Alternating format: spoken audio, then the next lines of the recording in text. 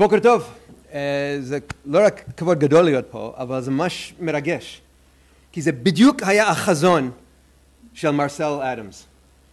לא רק שאתם תקבלו צ'ק, אבל גם שאתם תשבו ביחד, תלמדו ביחד, שתבנו משפחה ורשת, לא רק כשאתם לומדים, אבל לכל אורך החיים, וזה גם ממש מרגש שיש אלומני פה, שאלו שהיו חלק מההתחלה, מהמלגות, ועכשיו חזרתם לארץ, כי זה גם היה נורא חשוב למרסל. אני ציפיתי שאני אדבר בעברית, אבל אני בעצם חושב שאתן את ההרצאה באנגלית ונעשה את הדיון בעברית כי בעצם, the challenge is going to take place in English. And this is very, very different post-October 7th and pre-October 7th. I used to come to people like you and say, you have to be on your own journey. You should feel free to just be a scientist.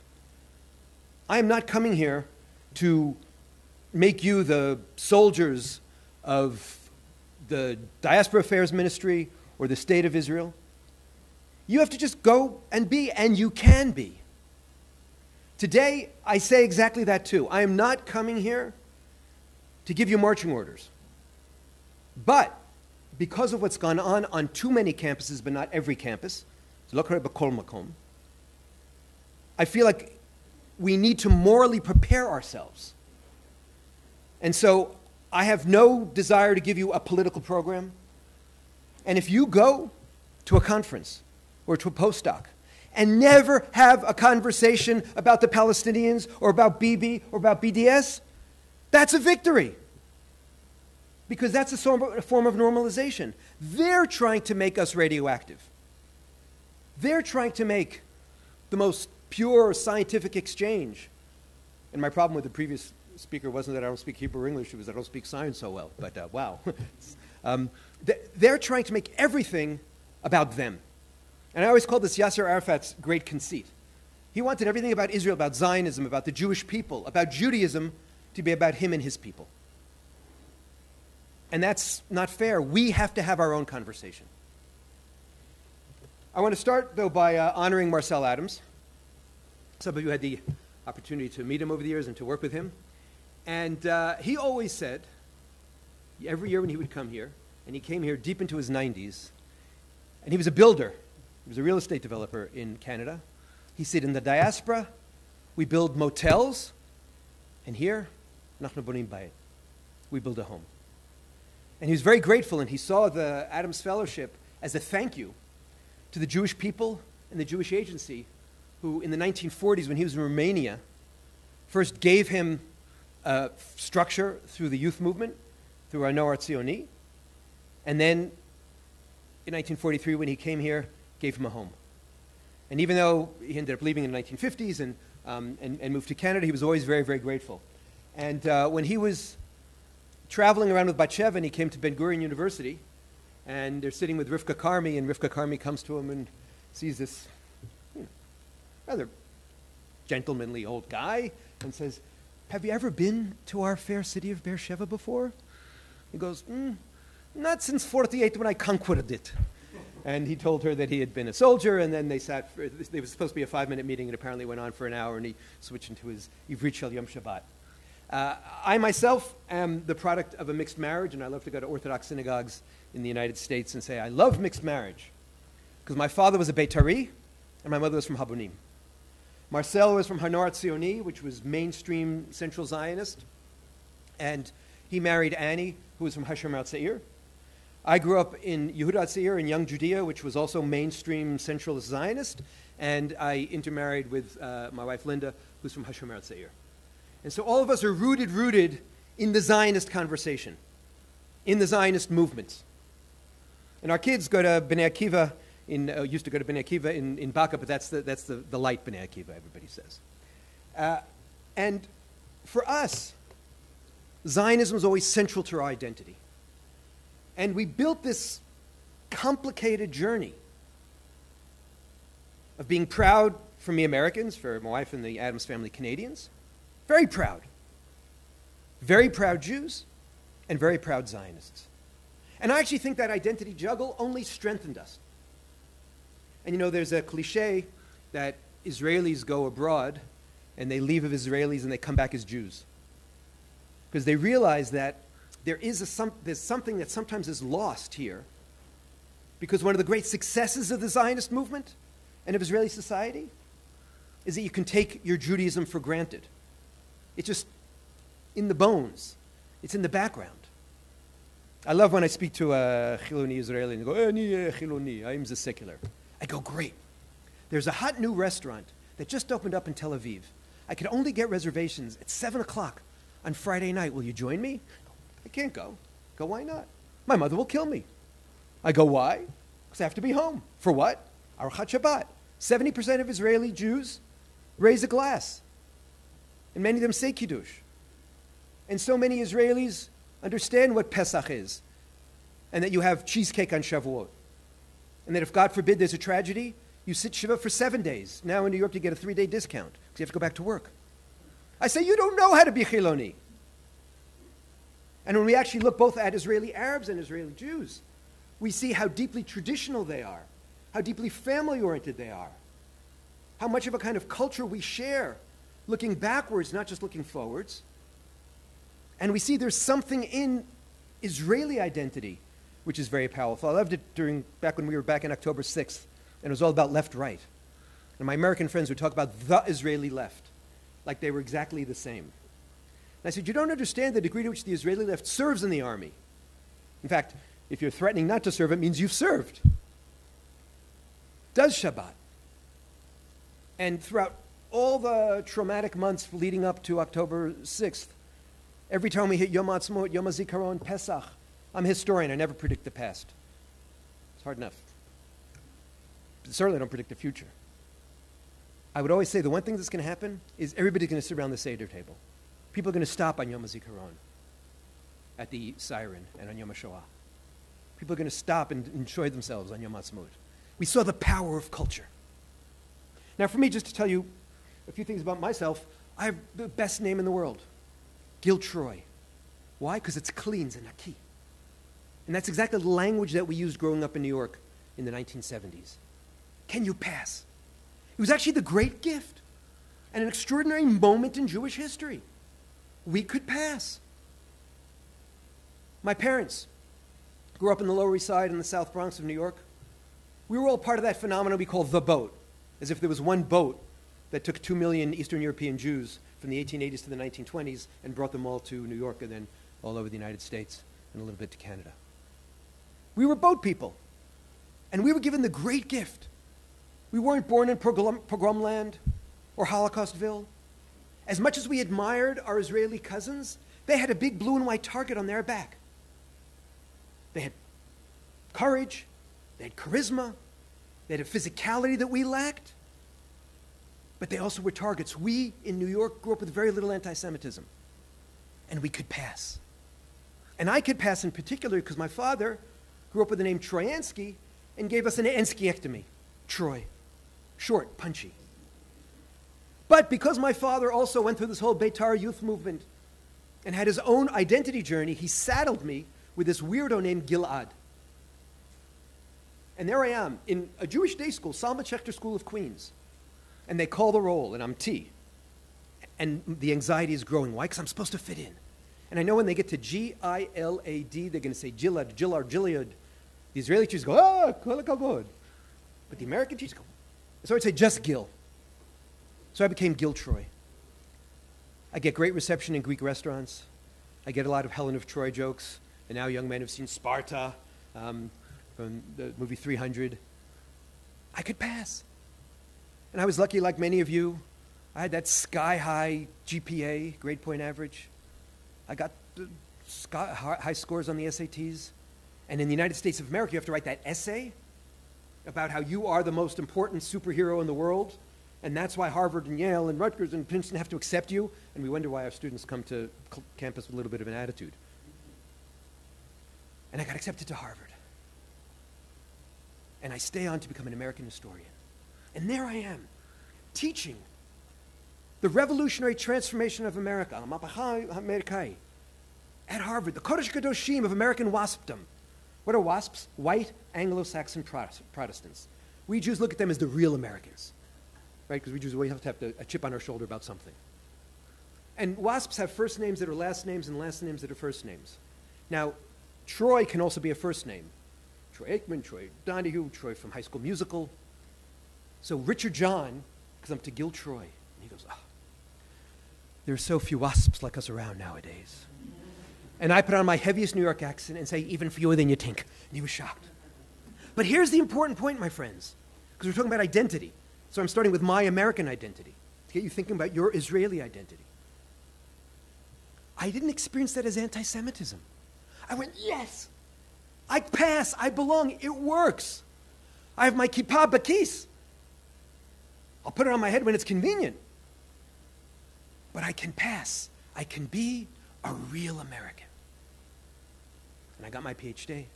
And I got a job at McGill University, which is in Canada, which is in that country that's a little bit above New York and America, which nobody pays attention to. And there I am teaching the 1865 to the present, the American Survey course, every year, second semester, because I feel that senior professors, senior is a nice word for old, should teach the introductory course. A, because it reminds us of the basics, and B, because it gives us a chance to kind of pass on the excitement of the discipline and of the knowledge to the incoming students. And it's a big 150-person course, and it's very formal, far too formal.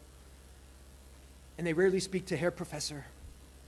And inevitably, every April, 2 or 3 Toronto students would come up, because Canadians are much more polite than Americans, and Torontonians are much more polite than Montrealers. So Toronto students come up and they go, Professor Troy, we're taking off the next 2 nights. As if they meet at night, right? But they're like, you know. I go, really, why? Well, we're going back to Toronto for the Passover Seder. And they hesitate before they say Seder, because there's that moment where you say, do I out myself as a Jew or not? Like, there's always this inside-outside game you're playing as an American Jew and a Canadian Jew. And I go, sternly, will you make up the work? And they go, of course. And I go, will you do me one more favor? I go, yeah. Will you have a Chag Sameach? Oh, he's Jewish, I didn't know. And there was a way, it was my way of kind of playing with them, but also bringing them into the mishpacha. And over 20 years ago, on April 2001, when in September 2000, Yasser Arafat had led his people away from negotiations and toward terror, after Ehud Barak had made that sweeping series of concessions that actually collapsed the Israeli government in the Camp David negotiations. And Yasser Arafat never even gave a counteroffer. And then in September 2000, all of a sudden, the Intifada, which is their language for the uprising, the throwing off, the shaking off. And immediately, in Canada and academia, Israel's at fault. Israel's guilty. Because the assumption is that if people are doing such heinous things as blowing themselves up, when I look at myself in the mirror, I see myself such a wonderful person. What would make me do that? Because I identify with everybody. Those Israelis must be so oppressive, so unreasonable to push someone to the edge. Missing ideology, missing culture that might be different than your liberal culture. And immediately Israel is guilty. Now, I'm someone who really believes, I worship in the church of Mayor Ed Koch. He's my Rebbe, the former mayor of New York. He said, if you agree with me on 7 of 12 things, please vote for me. If you agree with me on 12 of 12 things, please see a psychologist. I think that I want to learn from everybody. I love learning from people from the left and from the right. During all the protests, I jogged every Friday with somebody who went to every single protest, and I prayed at a minyan every Shabbat with people who wouldn't be caught dead in the protests, and I learned from each. And it's one of our failures as a society. We're very good at fighting together and dying together. We're less good at living together. And I, in academia, wanted to learn, wanted to live with complexity. But as soon as the terrorism starts, Israel is guilty. And my academic friends who could walk into a Starbucks and make anything complicated, right? They would write 32 papers about you guys would write about the science of coffee and the anthropology of Starbucks. Why do you always sit in the corner with your computer? And why do you always sit with 5 friends and have a parliament?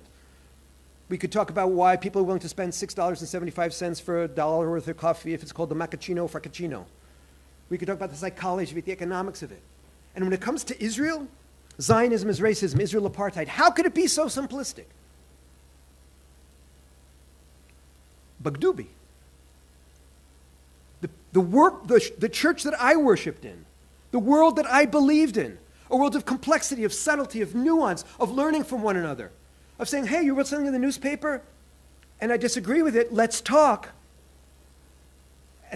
23 years ago, we didn't have the language of cancellation, but it was canceled. You were already then being canceled. And so, in April 2001, before the 9/11 Twin Towers, it's important in the timeline, when most American Jews and most Canadian Jews weren't paying attention to what was going on here. But I was shocked at how defensive we were, how apologetic we were. And by the way, that was the initial policy in dealing with terrorism too, until April 2002.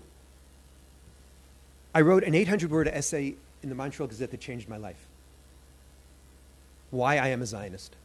I, in a sense, came out of the closet. I came out from behind that beautiful name I had of Gil Troy. And I said, out there, I am a Zionist. And I did not in any way negate Palestinians. Because I know how painful it is when they negate my identity. That's not my right. I don't do that. I'll never question Palestinian national consciousness. I might criticize Palestinian political culture, but that's different. That's actions. But everybody's on their own identity journey. And I wrote an 800-word essay about how lucky we are to be living in a world with a Jewish state. How lucky I am that Jews confuse. We don't fit in the box. We're a nation and a religion. I call this the Oreo cookie. Just like the Oreo cookie has the cookie part and the cream part, and that's what makes it the Oreo cookie, and it's the most popular cookie in the world. It says that on the internet, and everything on the internet is true. Okay, maybe that part's true. But we don't fit into the box. And that's, by the way, important for you to understand, because Israelis sort of take their nationhood for granted, and then they say, ani chiloni, ani lo dati. But they do a lot of religious kind of things. American Jews check off the box because they live in the Judeo-Christian world. They're Jews, they're Christians, they're Muslims. So we're a Jewish religion, even if they don't wear a kippah, even if they're not Shomer Shabbat or Shomer Kashrut. So they have a deep kind of national consciousness, which they call a peoplehood consciousness, which they call a religious consciousness. Israelis have a peoplehood consciousness without realizing the religious dimension. And so I go to the Oreo cookie together. Doesn't fit into the box. And I celebrated the fact that we are a people, in addition to being a religion. We have ties to a particular homeland. Doesn't negate others from having ties to that homeland. And now I'm talking about New York, because Manhattan was bought for $24 from Native Americans, or Canada, or Australia, but nobody negates their right to exist. But ours is always on the docket. I said, Am Yisrael, Eretz Yisrael, Medinat Yisrael. We have the right, like 192 other countries, to establish a state on that homeland of ours. And it changed my life. And I went from being a just Gil Troy American historian to also being a Zionist activist. In 2007, we came here on sabbatical. My wife, 4 kids, and I. It's the dumbest, craziest thing we ever did. Turned into the world's longest sabbatical, and we're still here. We live not far away in the German colony. And it's the hardest thing we ever did, and it's the most amazing thing we ever did. And there we are. And one of the things that was also so upsetting to me, before I get to a little more of the personal story, is as someone who always said, we need humanists. It's very important what you do as scientists, but if you don't know the great books, if you don't know the great ideas, how are we going to function as a society? And part of the betrayal, these are 2 informal polls, because it hasn't been done scientifically, that most of the humanists have been more likely to turn on Israel.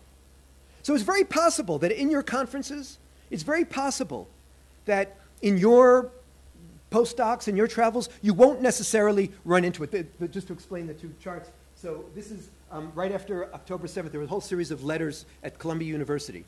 And somebody just did a kind of very gross analysis and showed that the people who condemned October 7th where the blue tended to be the scientists, the people who supported tended to be much more in the humanities and social sciences. And this is early on. This is way before the issue of where the issue was really how Israel was reacting was much more about October 7th. And this is a survey that was done of 938 faculty members who were supporting the Cherem, the BDS, and 86% were in the humanities and 7% in engineering and the natural sciences. Why? Because as a humanist, I can afford to boycott you. It doesn't affect my ability to sit in the research library, or now with my computer, and research. But you can't afford to boycott somebody who's generating knowledge that is a key part of your dissertation. And the objectivity still is much more in science. But that's part of the betrayal to me. Now, on October 7th, what happened? We immediately, it's fascinating as a historian, my most Chiloni Israeli friends went to images of Shoah, pogrom. We experienced it as a Jewish event. We experienced the sin'ah, the hatred, the sadism, as going way deeper than just hating Israel. It was an anti-Semitic anti-Zionism. And by the way, what we saw in the United States, in Canada, in Australia, was an anti-Zionist anti-Semitism, where they took a hatred of Israel and put it on to their long-standing disdain for Israel. And we were all stuck in those images. One of the great betrayals that happened on October 7th and 8th was that at Harvard, Columbia, rather than sitting for a day with their Jewish friends, with their Israeli friends, with their colleagues, saying, wow, this is a really awful thing that's happening. I might disagree with Israel. I might disagree with you politically, but nobody deserves October 7th. And then on October 10th, 12th, 15th, start protesting Israelis' actions, Israel's reaction, then we'd have a conversation. But because so many of them were, and I'm quoting a historian from Cornell University, exhilarated by the violence. This is what decolonization looks like. Because so many of them jumped to say, oh, it's their fault, before they started denying it. We saw, my friends, that the attack on Israel is not what Israel does, but what Israel is. The attack is rooted in a deep-seated bigotry, a hatred that transcends how nice we are, how peace-loving some of us are. It's not about Ben-Gvir and Smotrich or about the judicial reform. It goes much, much deeper, and we'll go more into that. So there we are on October 6th in my family. The central tension in the family then was my first son to get engaged, had gotten engaged in June. We had a wedding planned for November 26th, which Americans call Thanksgiving Sunday, and we just call Sunday. And I don't know if you've gotten married, have siblings who've gotten married, kids who've gotten married, but you know, the central tension going into the Chag was, can we avoid talking about the wedding for 25 hours? Because every conversation is about the dress and about the food and about the this and this. And we wake up on October 7th, and the world has changed. And now we kind of miss. We're nostalgic for the tensions, the family tensions of October 6th. And every one of us has our own story. And what I want to do is I want to tell you a little bit about my story, not that it's so special, but actually because it's so typical, but also I want you to see the ideological journey that I went on, to invite you to go on that same ideological journey to try to explain what happened and how you explain it to yourself, but also to see how you can potentially use that when you're in conversation. And I always much prefer conversation to debate and yelling. If somebody's yelling at me, I tend not to interact with them for two reasons. One is I'm not going to convince them. So what's the point? Life is too short. Secondly, I lose the person who I really care about, which is the people listening in. When you and I start yelling and screaming, we lose the average Canadian, certainly, because they're very polite, and the average American. And so we let them set the tones of the debate. But if I'm in conversation, that's important. And the conversation, my friends, has to happen not only with the other side, but with Americans, with Canadians, who are saying, what's going on? I'm confused. That morning, we have a little minyan that we started during COVID, and none of us wants to go back into a Bet Knesset. So we prayed in the minyan. We went inside when there were Azakot 7 times here in Jerusalem. And we didn't know what was happening that day. And there's a little gate for we pray in a chatzer, in a little garden. And I stood in front of the gate. Look at me, not a very impressive person. Not knowing what's happening, but you are willing to put your life on the line, your body, between 40 other friends. You know what you're willing to live for. And we've seen that again and again over the last 5 months. You know what you're willing to live for, and you know what you're willing to die for. And that kind of clarity can actually be very, very important. Sometimes, my friends, history comes and knocks us on the head and bursts into our home. And sometimes we just want to go back to what was. Historians know that the one understood clear casualty of war is the status quo. You want to protect the status quo, but that's the one thing that never survives a war. But some of us might say, you know what, I went through this whole experience and I'm fighting, I'm doing whatever I can in order to go back to the beautiful life I had October 6th. That's an amazing thing. But some of us are taking this moment and saying, what do we do different? How do we change our lives? How do we change our society? How do we do better? How do we live better? How do we make a better Israel? A better world after enduring this trauma. My son Aviv had served in Duvdevan and had just cut his choger 2 months earlier. And of course, like everybody else in that generation, was in Asia somewhere. And he'd been from Chabad to Chabad through the Chagim, and he's in Colombo, Sri Lanka. And most of the Chabad experiences were amazing, but this one is just slow and chofrim. It's going on and on and on. And somebody runs in the door, an Israeli, and says, Yerushalayim bo'eret, Jerusalem is burning. That's the first thing he hears.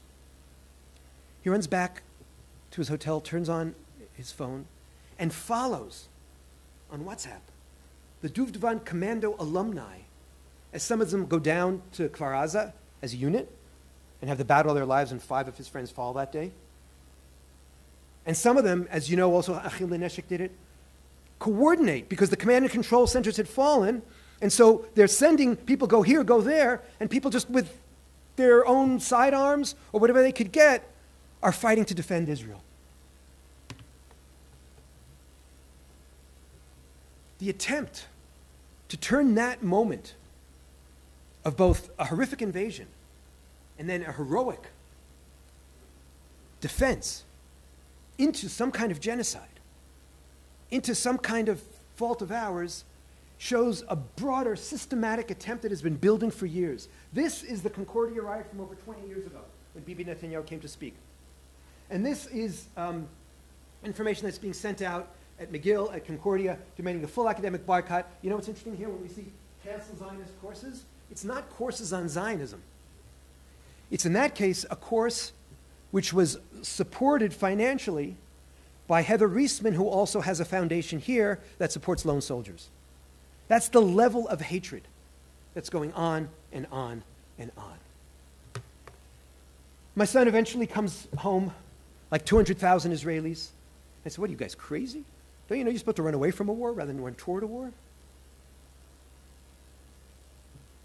And we pick him up late Sunday night, early Monday morning at Ben Gurion Airport, and as we enter into Jerusalem, he said, and we're asking, how's Itai? Oh, he's flying back from Thailand. How's Oren? He's flying back from Auckland, New Zealand, via Tahiti to Los Angeles, back to Israel. The next time I saw him, I said, Oren, didn't you go to high school with Aviv? He goes, yeah. I said, didn't you learn geography? But we moved heaven and earth to come home.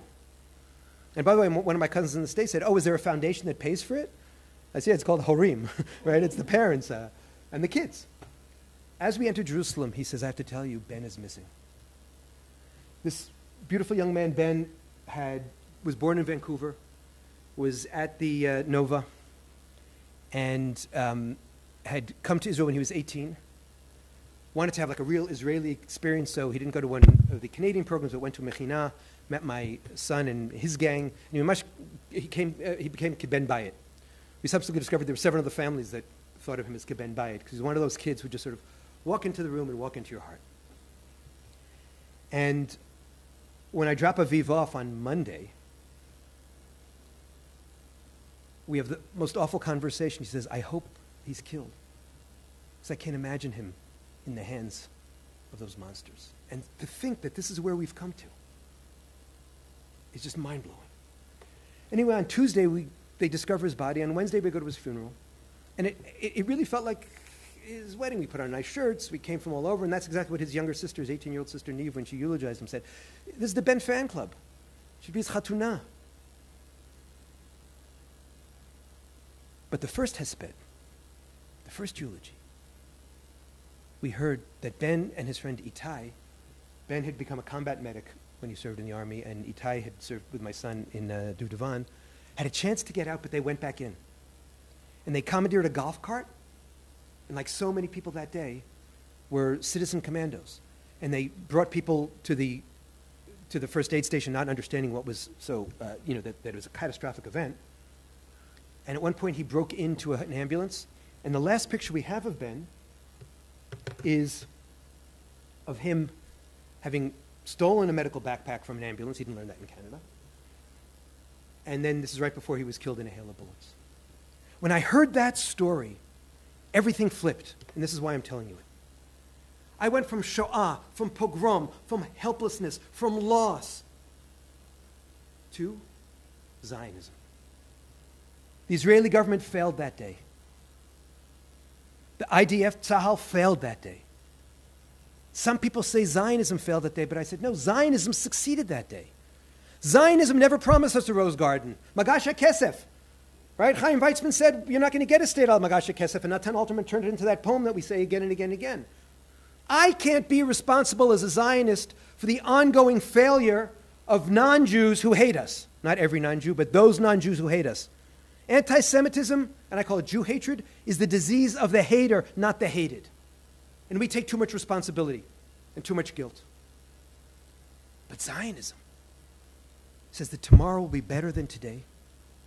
We fight when necessary, and we build, rebuild, and dream always. And Ben helped me, and every one of the citizen commandos helped me understand that we leave Shoah and pogrom and go to a Zionist moment. And every time you do something normal and have a normal interaction, or if you go and you defend Israel, you are having a Zionist moment. Every moment we breathe freely here, every moment we have joy, every moment we have children, every moment we have a chatuna, every moment we have a brit, every moment we continue is part of the Zionist transformation and the Zionist response. I call this in English the jujitsu. Take the negative and turn it into the positive. On that day, people all over the world, Jews all over the world, had a peoplehood feeling, a feeling of, oh my goodness. And by the way, one of the betrayals that I've experienced, just think about it. My feminist friends, who if I'd been sitting around on October 6th with a bunch of American Jews, we would say, oh, Jewish kids these days, they don't care. They're so distant. But women, they have a very strong sense of identity. Me too. Silence is violence. No tolerance for gendered violence. Believe the woman. And the fact that they scrolled through the same pictures and images and updates on October 7th. And many, many Jewish kids who were outside all of a sudden felt inside. Felt, oh my goodness, this is an attack on us. And yet, many women either said, oh, they deserve it, or it didn't happen. I call this the triple double cross. They not only betrayed us, unfortunately that's an old Jewish story, they not only betrayed liberal ideals, they betrayed themselves. And when you betray your core identity in order to fit in with the attack, to fit in with the jump against Israel, then that really is deep, deep anti-Semitism, but also a deep, deep soul sickness. And so I call this a Zionist awakening.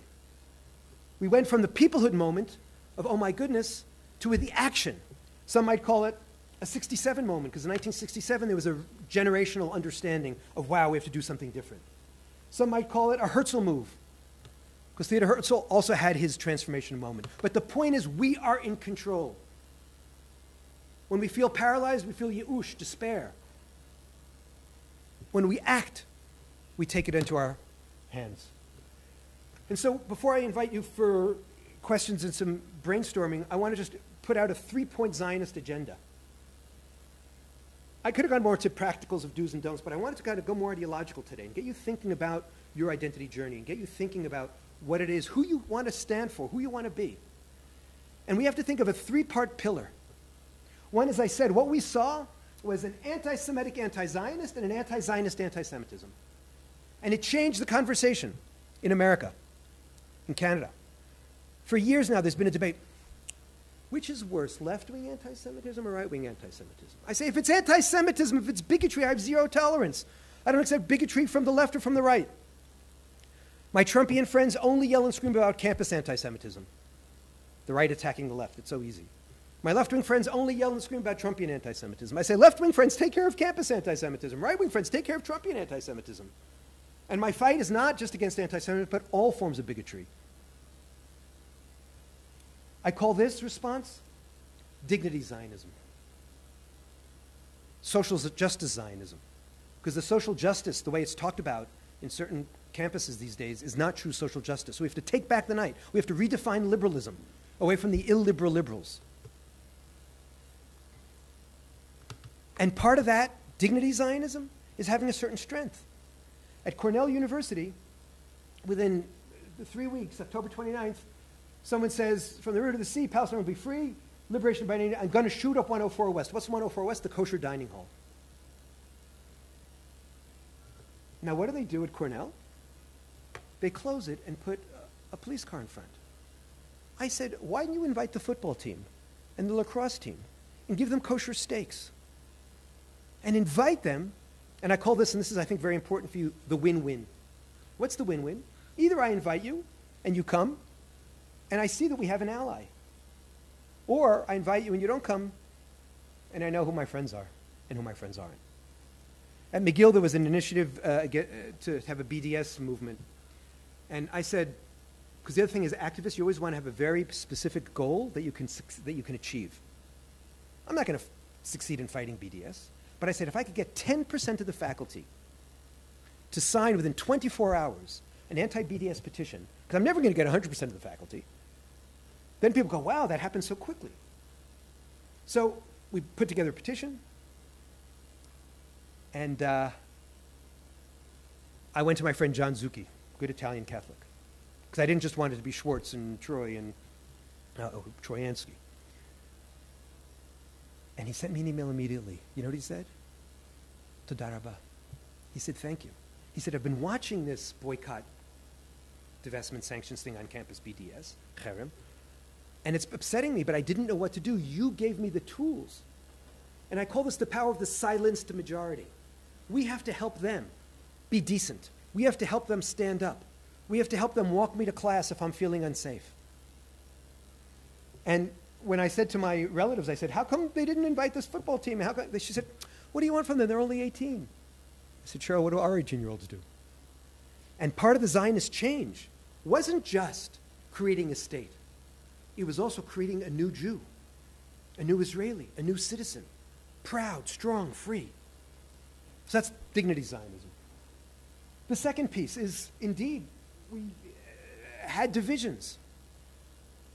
And I call this responsibility Zionism. Can we take achrayut? Can we fix the divisions? Can we leverage the unity we're feeling in Israeli society and bring it, the unity we're feeling in the Israeli army, in the Miluimnikim, and bring it to Israeli society and to Israeli politics? How do we do that? Part of it, I think, is by having a conversation about Zionism and seeing about what we agree. What are we willing to live for? What are we willing to fight for? What are we willing to die for? We can then put some of the major issues in perspective, as unfortunately Hamas did on October 7th.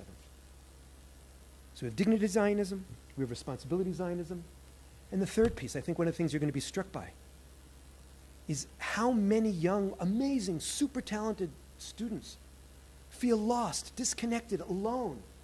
The Surgeon General has warned about our epidemics of loneliness and isolation, about mental health crises. Emil Durkheim talked about this over 100 years ago, anomie. I call this identity Zionism as a cure for anomie.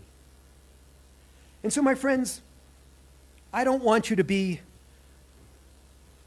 Israeli superheroes feeling like you have to defend the state everywhere you go. But I want you to think about Zionism as a way of responding to some of these challenges. I want you to think about dignity Zionism. I call it the mirror test. I look myself in the mirror, do I feel good about myself? When do I choose to fight? When do I not choose to fight? Those are strategic decisions, and you don't always have to choose to fight. You don't always have to choose to defend. No matter what goes on at Harvard, Israel will survive. Dignity Zionism. Responsibility Zionism. Finding out where we agree, not just where we disagree. With Bennett and Lapid, whether you like them or not, called them the 70-30, the 70% that unites us, Ed Koch. Not just the 30% that divides us. How do we change the tone? How do we talk with respect? Responsibility Zionism, achoriyut. And the third piece is identity Zionism. Just to finish, because I have to close 3 circles, and then I'll open for questions, comments, and if you want to go more into brainstorming about practicalities, I'm happy to do that. So indeed, on November 26th, Yoni got married. And my poor wife had 42 maybes. And because it was during the Hafsakat Esh, all of them came. And we had such joy. But I discovered something called heavy metal dancing. I've gotten to an age where when you're in the middle of the circle, it's kind of dangerous because everybody's pushing you and shoving you. And it's even worse when they come with big submachine guns and they're pushing you and shoving you. But we had such excitement. And that was the affirmation of life. In Jerusalem alone, in October, 3,200 babies were born. More than twice the number were killed on October 7th. That's the first piece. The second piece, my son Aviv went back to his unit into Divine. He feels like he actually never left the army, finished, and is now with a Garin in Be'eri with 20 people, many from this neighborhood, picking fruit, living there, mix of Dati, Chiloni. They had a big debate. Do they wear kippot or not? Because somebody from the area who's Dati said, you know what? People in Be'eri, they're very, very Chiloni. They're sort of like Orthodox Chiloni. They don't want people coming with kippot. And Aviv, who does wear a kippah all the time, said, no, Dafka, I want them to see that this is the new Israel. We don't just define people by their kippot. And we're a mixed garin. And they've accepted, this was an anticipation. This is not about the people of Be'eri. This is about a neighbor of Be'eri warning that it might be uncomfortable. And he said it's been the absolute opposite. They've been swept up, and people are so grateful. And that says to me there can be a new dawn, a new vision of Zionism.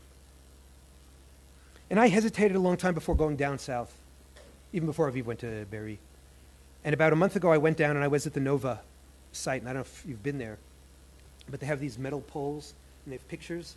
And when you walk in, you first think, when you walk into the area, you think, it must be just one, it must be the same picture on both poles. And when you realize it's 2 separate pictures, you realize the size of the event. And of course, you look for the one person you know, so I find the picture of Ben. And it just so happened there were 40 yeshiva bachers standing around Ben, singing, when I got there. And the Rav Yeshiva, the Rosh Yeshiva gets up, and he says something extraordinary. You as potential teachers should understand that a great teacher, great rabbi, understands where his people, where his kids are at, leans in, but doesn't fall over. And he said to them, he said, I want you to now, when we finish singing and praying, I want you to walk up and down and stare at every single person, every single picture. Don't miss a picture. But knowing what they also might see or might not see, skimpily clad women, tattoos, he said, we all wear uniforms, and he grabbed his black and white. Look, shachor lavan, za madim shalana. Look at the soldiers, they have their madim. Those people came to the party wearing their madim. Look past the madim. Don't look at how they dressed or didn't dress. Look in their eyes and see that every single one of them, Jewish and non-Jewish, died al Kiddush Hashem, died for us. I didn't get a chance to meet the rabbi afterwards, but I said, wow, if we can start looking at each other in the eyes and start rebuilding a society based on true mutual love and seeing where we agree, not just disagree, then it won't have been worth it. It'll never been worth it. But we'll continue to understand that what Zionists do is take the lemons and make lemonade. Take the trauma and create an amazing society and amazing young people like you. Thank you very much. שאלות, הוראות, תגובות, בעברית, באנגלית. We are still recovering from emotional experience, but let's start the discussion. So first I want to say thank you, because I feel like you eloquently more or less describe what I've been struggling with since this whole thing started. And I remember thinking about this a lot because what became my message to myself from these events is that I thought that anti-Semitism was the problem of my grandparents or a problem of my parents. And even when I lived in Switzerland and someone didn't like my accent in Italian or the fact that I didn't speak Italian at the beginning, and I felt like it was, you know, totally a minority, and that if I just wanted, I don't have such a passing name like yours, right? I have a Hirschberg as my last name, but you could change that and you could pass. And I totally feel like you're right. So it's not a problem of our grandparents, it's not a problem of our parents, it's our problem too. And also Zionism felt like it was a little outdated, right? We didn't need it anymore, right? We already had a country, and I totally agree with you that it's not true. The problem is, I think, is that I don't know how to make it appealing, because I'm not sure how to make it appealing to. I'm not sure we're convincing younger people that. And the other thing I want to say is, you're right that we don't have to be ambassadors all the time, but it's sometimes worth it, because my best friend from my postdoc, when he asked somehow he had the courage of asking me whether I was a Zionist, and I told him, of course I am. What do you mean? 95% of the Jewish population in Israel, maybe even more than that, considered themselves Zionists. And he was dumbfounded. Dumbfounded. He thought Zionism is this fringe, you know, crazy, probably religious people. And me, a secular guy, like you say, he had no idea. And he was the first guy who wrote to me on October 7th. The first person. So it completely changed his mind. So sometimes people are willing to listen. You don't have to be, you know, an advocate, but it helps if you just talk to them. And they learn things they would have never interacted with otherwise. When I spoke at Tufts University, I've been here most of the time, but I spent 1 week in the States, and I spoke at Tufts University, and in my day on campus, if you were publicizing a speaker, it would be on these poster boards. So I expected there might be some backlash. Turns out today, of course, it's all on WhatsApp, and Dafka, because of the sensitivity, they just kept it to the Hillel list, so I didn't have anybody outside. But this is the point. I walked up to the Hillel with ideas in my head of how I would respond. And that's exactly the mixed message I'm trying to give to you. I don't need you to be ambassadors, but morally, we have to prepare you to be ambassadors if you feel imposed on or if you feel called to. And that's the tension, right? So each time you make a decision, you're not, again, betraying the Jewish people, you're making your own strategic decision. But people tend to look at, I speak to kids who come here for birthright on 10 days. They're here for 10 days, and all of a sudden they come back, they're the big experts, right? Not because they want to be, but because it's imposed on them. So identity is very interesting because it's what we have internally, but also ma'anachnu meshadarim, right? What do we broadcast and what do people perceive? And I think it's just helpful, and part of the reason why I've spent the last 20 years trying to bring the word Zionism back, both Dafka here in Israel as well as in the United States, is because and the Tfutzot, is I think it's a useful tool. The Israeli government is complicated. Israel itself is a country.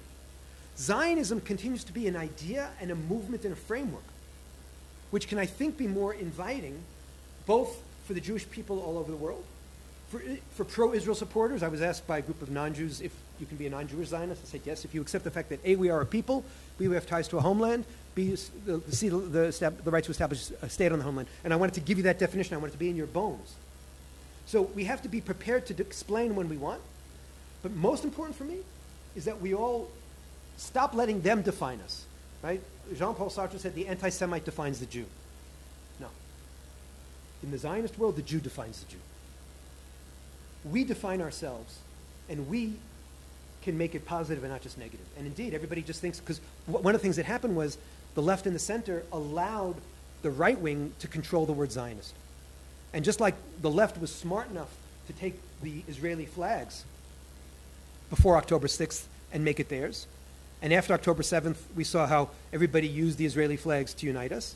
We need to use a framework like Zionism to unite us on our own journey and also in our defense to the world. כן. אז קודם כל תודה רבה. אני הולך להציג אולי עמדה שהיא עמדה קצת מאתגרת, אבל אתה דיברת פה על שני מושגים קצת נגעת בשלישי, אבל אני גם אוסיף אותו. בעצם, אז יש פה את הנקודה של אנטישמיות, יש פה את הנקודה של אנטי-ציוניות, ויש פה את הנקודה של פשוט ביקורת על ישראל. ואין ספק שהדברים האלה הם הרבה פעמים מאוד intermixed, especially after October 7. But you also, at the beginning of the conversation, started by saying how unfortunate it is that things became so simple, black and white. And it feels like many people today make things so simple by saying one of the three things equals the other. And I know where it's coming from. It's because we feel under attack and we have to defend our position. It's also hard because things got a lot more intermixed. But I would argue that these things still exist in an independent way. And when we engage in conversation regarding these things, I feel like it's important for us to remember that there are these three things. And sometimes, if it comes from anti-Semitism, we might want to engage in a conversation in a certain way, or to choose not to engage in a conversation because it's fruitless. But we also need to be able to identify if it's general criticism of Israel and not simply color it right away as equals to anti-Semitism or anti-Zionism. I absolutely agree with you, and I thank you for the question and the challenge. When, before October 7th, when I used to go to the United States and Canada and Australia and England and speak, I would start by saying, I'm suffocating. I said, I'm suffocating in the Zionist conversation, which is too defensive. My friends on the right are so afraid of any criticism that how can I, as a lowercase d Democrat, learn? I can't have a healthy democratic conversation without some criticism. My friends on the left are so quick to jump on what I call delegitimization derby, where I dislike this prime minister, or I dislike, I'm not afraid of the word, the occupation, or I dislike this Israeli policy, or I dislike Ben Gvir. Therefore, Israel doesn't have the right to exist. I said, who does that with America? Right? America went through the whole Trump years, and I had many friends who hated Donald Trump, but they called themselves the resistance, and they pushed against. They didn't say we'd reject America itself. Now, there's some people now in America who are doing that too, so I absolutely agree with you, and it hurts us. Tactically, so ideologically, I'm completely with you. I write a column in the Jerusalem Post once a week. If I never criticized, it may still be the most boring column, but then it would certainly be the most boring column in the world. The fact that we criticize and have self-criticism also buys us credibility, right? So as Israelis, we need to have a healthy debate. That's why I talk about 70-30. And the 30 is to yell and scream and disagree, right? I called for Bibi Netanyahu's resignation in 2017 because I said if the corruption charges continue, I saw what happened with Bill Clinton. I'm no genius, but with Bill Clinton, once he started defending himself against impeachment charges, he started attacking the values of the country and the institutions of the country. I said the same thing's going to happen. And just yesterday I wrote a column in which I pointed that out. Why? Because it was a bit of a virtue signal, but also a way of saying credibility. I'm not just some kind of automaton saying Israel, Israel, rah, rah, rah, sis, boom, bah. Unfortunately, right now on the university campus, the toxicity, the level of toxicity is so great that we're not the ones who collapse it, they do. And they take any criticism we have sometimes and they turn it into, you see, therefore it doesn't have the right to exist. So I think you're absolutely right. We need to be juggling these different identities in the same way that we have to carve out a space for our Israeli Arab brothers and sisters who are part of it. Aleph Bet Yeshua had a beautiful definition of Zionism. He said a Zionist is someone who understands that Israel is the state of all its citizens, and you knew exactly what he meant. But a Zionist is also someone who understands that Israel is also the national treasure of the Jewish people. He said, if you don't agree with that second half, I can have coffee with you, you can be a proud Israeli, but you're not a Zionist. Zionism understands that Israel, like all countries, have multiple dimensions. And so I agree with you that we have to keep those multiple dimensions, but it's also a criticism you articulate in Jerusalem sounds very different than a criticism you articulate sometimes at Harvard or Yale. And so the context also counts, as we learn from our university professors and presidents. Ken, hi. Sorry. But do you think there are any tools to try and identify the motivation? Because today everything is so intermixed. How can we try not to go too much into a defensive mode? And if we do engage in a conversation, be able to get criticism and try to identify where that criticism comes from. So look, a lot of it's tone. You know, when this Cornell professor got up and he said on October 8th, I'm exhilarated. He came under pressure. He said, I apologize for my choice of language. It's choice of language. The problem was your tone. So, and it's what I was saying earlier about conversation. Go to Martin Buber, who talked about I thou and I it. The problem with too many political conversations in Israel today, let alone across barriers, is I it. I don't look at you and I don't really want to have I don't want to learn from you, I want to bully you. And I want to bully you into submission, or I want to shame you for daring not to think like me. If we make more political interactions, I vows, conversations. So a lot of it, there's no formula, but it's tonal. If somebody comes to me and on October 7th he's celebrating, or he's celebrated, and he says, this is what decolonization looks like, I don't have a conversation. If a student at Tufts, the fourth question I got, it was really interesting. So I didn't know what to expect. First three questions. One was, what do you do when you're in a class where the professor just propagandizes? And he spells USA, lowercase u, lowercase s, lowercase a, lizalzel, and he spells Israel, lowercase I, and a with an asterisk, kilu zaklala. What do you do? And I said, sometimes you fight, and sometimes you just want to get the A, and that's okay too. And somebody else said, how do I explain this to an anti-Zionist? I said, sometimes you choose to, and sometimes you choose not to. But the fourth question was from the head of J Street Hillel. J Street is they call themselves pro-peace, pro-lobby. I say, I'm pro-peace, pro-Israel lobby. I'm pro-peace too. Everybody has different ways to get to shalom. She said, are you willing to apologize for the at the time, 25,000 dead Palestinians? Great question. So first of all, I said, let's break down the numbers. 25,000, if that's the number, I'll accept that number. I don't want to go into details. But at least half of them are Hamasnikim. And it's interesting that you're echoing that number rather than this number. Second of all, what are you asking me to apologize? Like, I'm just a citizen. And then I went into the complexities of morality and whatever. But I didn't say, how dare you ask the question? And we had a very good exchange about how do you manage the unspeakable costs, A, that we've paid, and B, that they've paid. And if I can't, and by the way, one of the things I said to her, I said, as a Zionist, I need to think about the morale. I said, as an American historian, I judge Israel by American standards, and they kill 11,000 people in Mosul, saving Mosul, right? So I think I'm very comfortable with the degree that intellectually we're okay. And I say, as an American, it often feels morality in wartime is like looking for a vegan at a cannibals convention. I said, but as a Zionist, as an Abba, as someone who feels the pain of my soldiers, and all 350,000 soldiers, because they're all my kids, they're all our kids. I said, I don't want them ever to feel like they are killers. And I want them to have a morality, not just because I worry about dead Palestinians, and I do, and I really mourn them, but because I also worry about their souls. And I saw in their eyes, so I leaned into the question, I legitimated the question, I certainly didn't shut her down. And even if we didn't agree on, and I wasn't going to give her the apology, I shared with her the moral anguish. And I think that's the thing. I think we're afraid to lean in and to share the anguish. Does that help? Thank you for a great speech, lecture. Most of you probably heard that Lord Balfour in Cambridge got his portrait from 1914 destroyed by a I call it maybe pro-Hamas protester.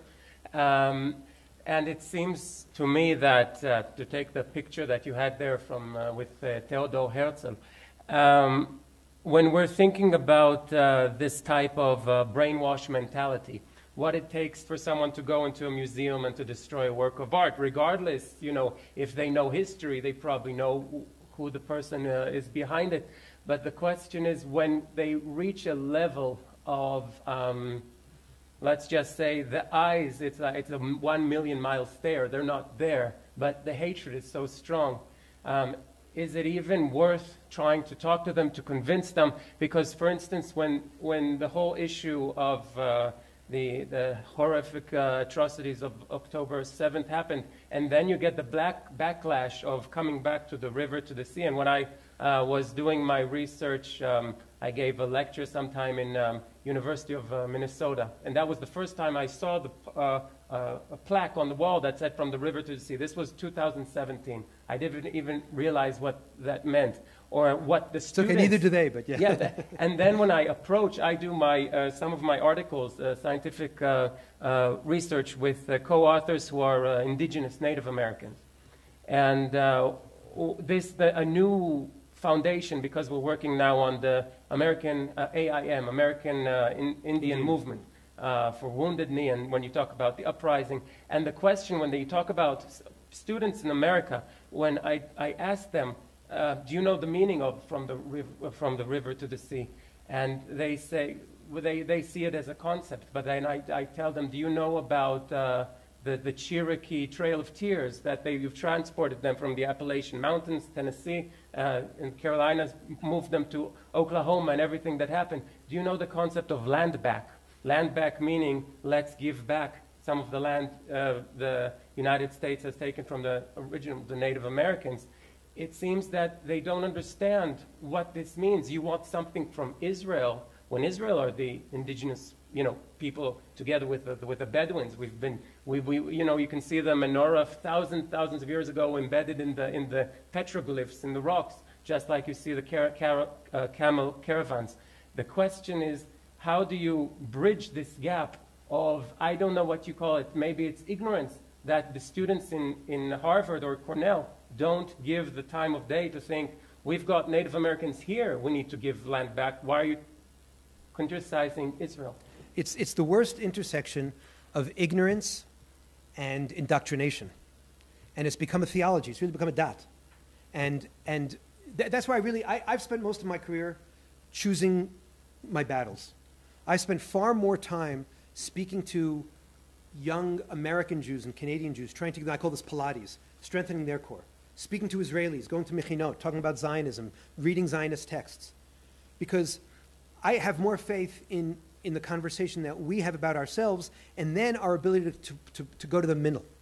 But these debates that people always want to have, and it's usually they find some left-wing anti-Zionist Jew to go against me. I said, I'm not going to give them the pleasure, right? I'm also, if I don't share the same moral universe, if we can't start off by saying, A, that October 7th happened, and B, that October 7th was horrific, right? And C, that it's awful to see dead Palestinian babies, right? If we can't say A, B, C, then why am I wasting my time as an academic?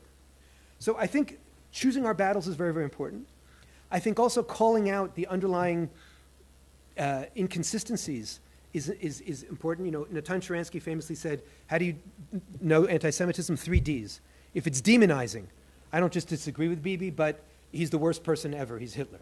If it's delegitimizing, I don't like what Israel did yesterday in Shifa Hospital, therefore it doesn't have the right to exist. And if it's double standards, we Americans can kill 1 million Iraqi civilians, but 30,000 Gazans, which is actually 15,000, becomes the biggest story of the year. Double standards. So those 3 things, that was his 3D test. And what I always point out is, how is it that Israel is guilty of every Western crime? When the big issue was apartheid, we were an apartheid state, and we still are. When the issue is racism, we're a racist state. When the conflict between Palestinians and Israelis is a national conflict. And it took us, Israelis and Zionists, a long time to acknowledge Palestinian national consciousness. And so when I say it's a national conflict and a racial conflict, we've moved. We've changed. We've acknowledged that they have a national identity. And then now, colonial, white privilege, white colonialist, white supremacist, and settler colonialist. And indeed, we are the original Aboriginal people. I say we put the in indigeneity, right? We're rooted in the same land, reading from the same books, finding archaeological evidence. I say, wherever you start the story, you want to start the story in the Bible, it's there. And by the way, if you negate the Bible, you're negating Christianity too. Or start with archaeology. The fact that we are guilty of all these crimes when, as I said earlier, Jews confuse. We don't fit into the regular boxes. So it's a double whammy. Right? What people should say is, look, you're between East and West. right? You're not the typical Western people. You're imperialist, but you're not really part of an empire. You're colonialist. I can disagree with the settlements, but why call it settler colonialism? Then I'm negating the Jewish ties to the land. And by the way, one of the other things I say when I speak to my friends on the left, I say, who loves peace more? Somebody comes and says, oh, I stole this from you. Here, take it back. Or I go, I have this watch. It was my grandfather's watch. He got it from his great-grandparents. He got it from his great-great-great-grandparents. This is, by the way, also a response to you. But I love peace so much that I might consider sharing. But I want you to know that even the day that I pull out of Hebron, or the day that I pull out of Ramallah, I won't deny the fact that it's my roots, that it's part of my story. But I'm willing to consider, I love peace more. So the left in Israel has often made a mistake, I think, by simply negating how deeply tied we are, how deeply rooted we are in the land, even if they don't want to live on it. So you want to disagree with settlements, fine, but why do you have to negate the fact that Yehuda v'Shomron, even if you call them the occupied territories and you call them the West Bank, there still is this thing called Yehuda v'Shomron, which speaks to the Jewish soul, which is part of the reason why we're here. Is that messy and is it complicated? Yes, that's when we win. And by the way, my friends, and I'll finish with this because I don't want to abuse your time. The great betrayal was that this very complicated problem, this very complicated story of ours, became so simple. And the great success we can have, one-on-one, is A, by making it a little bit more personal. That's why I tried to tell you the personal story and how I go from the personal to the ideological. And B, it's just a little more complicated. If my friends accept the fact that it's a little more complicated, then we have a conversation. If they still want to be stuck in their theology or their ignorance, then there's nothing to talk about. And you have to learn to smell. Just give them the smell test, are they open or not? And then the most important thing at the end of the day is to feel good about yourselves, to stand for principle when necessary, but not always. And remember, at the end of the day, you are, whether you're getting a fellowship or not, if you're at a university, you are the paying customers. And it's also, I call this educational malpractice. There's an attempt now to politicize everything. They're even trying to politicize science and math, so you won't even get those numbers that I showed you. And we have to push back, not as Israelis, but as lowercase l liberals, simply saying we just want to use universities to learn. And that's our challenge.